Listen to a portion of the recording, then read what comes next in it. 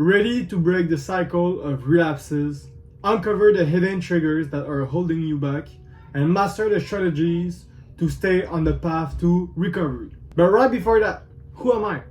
My name is Wesley, and my mission is to help young men, especially young entrepreneurs, with their porn addiction. These are my type of videos, and if that interests you, make sure you subscribe. Imagine a life without the burden of porn addiction. You can focus 100% on your task.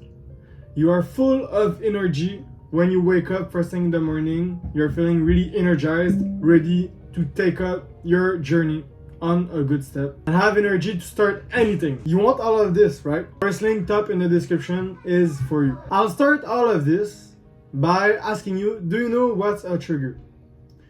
A trigger is something that makes you go into your urges and go and do your addiction. For example, I had this friend, right? And this friend, his trigger was Reddit. Every time he would go on Reddit, he would scroll until he see a post of a naked woman, for example.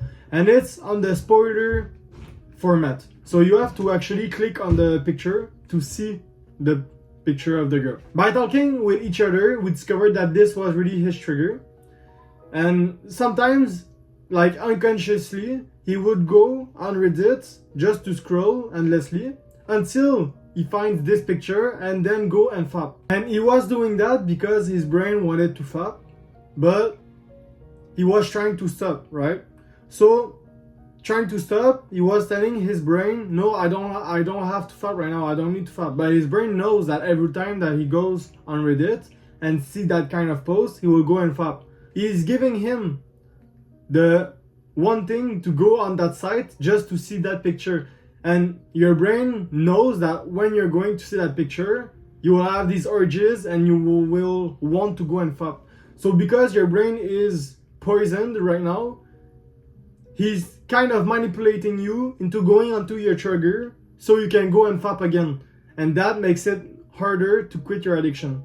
So the first step to stop any relapses and discover your trigger is to do a self-reflection of yourself and in that identifying what are your type of habits right now.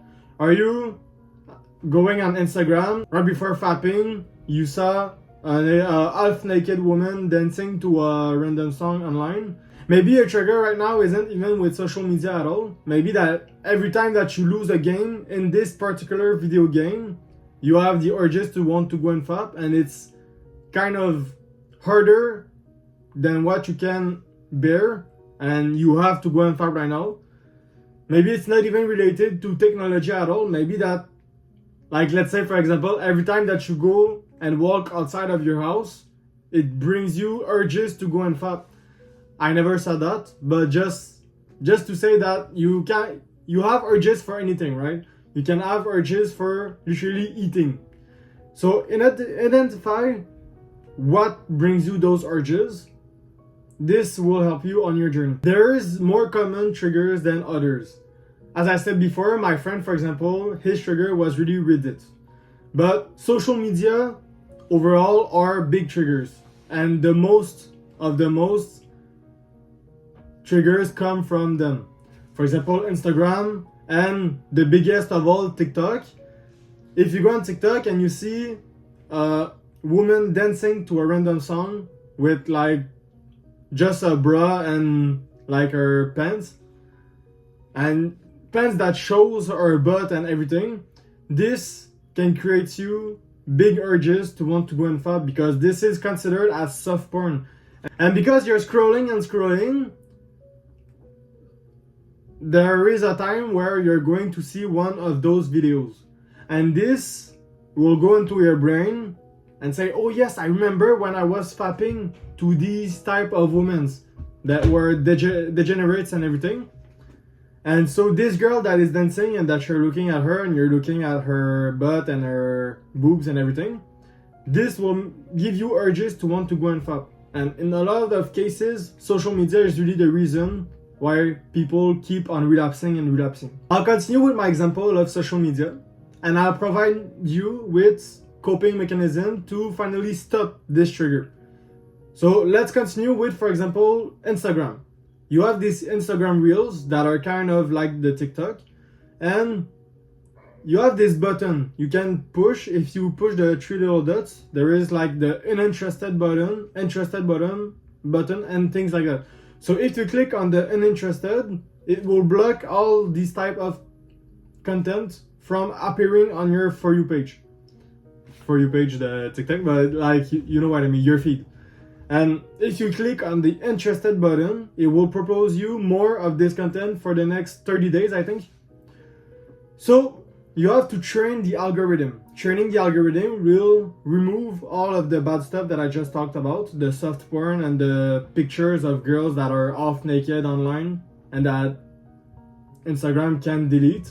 So it just proposed to you. This will remove all of that and replace it with good things. If you click on the interested button, every time you see, for example, a quote of something great or someone talking about achieving their goals and everything, there's a time where all of your feed will be of these people. People achieving great things, people giving good advice about things, even people that can help you getting away from your porn addiction. You can also just straight stop going on social media, for example. If you find that you're always going on Reddit and right after that you're going to go and FAP, you may just as well stop Reddit at all and just stop watching these type of content and maybe focus yourself on other things. Because yes, I'm talking about porn addiction, but there's also social media addiction, there's also video game addiction. There's a lot of addiction that are really bad for you, consuming your time, creating you distractions from your goals and your purpose. And yes, I chose porn addiction because I have a lot of knowledge on that topic.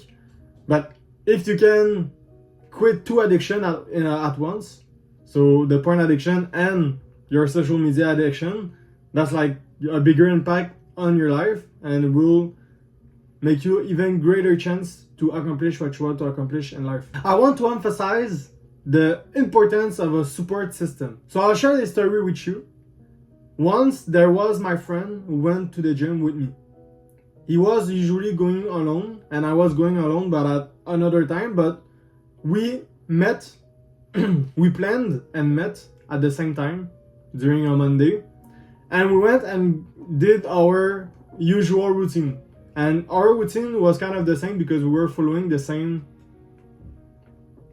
build of exercises. So we're doing the same training. And while he was pushing, he was at his PR right now. He was pushing and pushing, and I kept on encouraging him.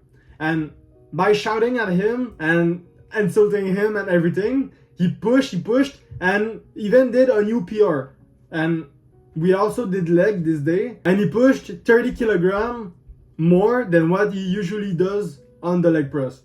So that was really a big impact. Even for me, when I was doing my workouts, I felt like I was pushing a lot more because of me that was insulting him when he was doing his push and everything.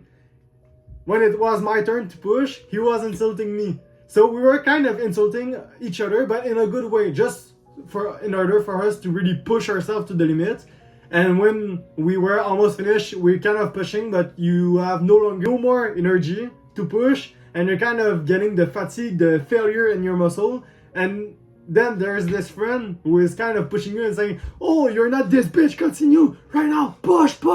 You have this kind of adrenaline right now that you have to push. You know that you're going to push 3 more times just because of that.